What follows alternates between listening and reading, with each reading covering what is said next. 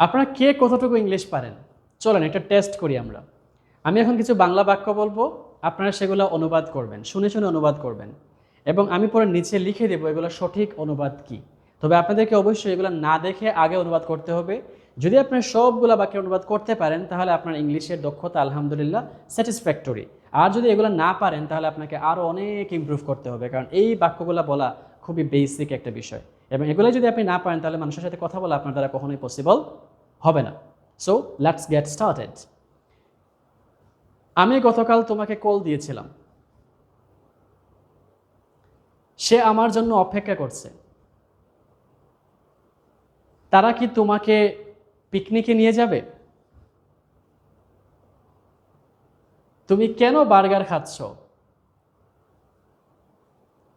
আমি প্রতিদিন Times English পেজের ভিডিও চর্চা করি। আমি জানি টাইমস ইংলিশ পেজে প্রতিদিন ভিডিও আপলোড করা হয়। তুমি কি একটি গল্প লিখতে চাও? তুমি কেন আমার জন্য কান্না করছো?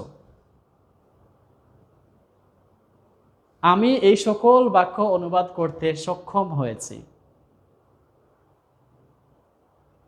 আপনি পারছেন না? যদি আপনি না পেরে থাকেন তাহলে আপনার ইংলিশের সিচুয়েশন খুবই খারাপ, আপনাকে আরও অনেক ইমপ্রুভ করতে হবে। কারণ এগুলো যদি আপনি না করতে পারেন, এগুলো যদি আপনি অনুবাদ না করতে পারেন তাহলে আপনি মানুষের সাথে কীভাবে কথা বলবেন?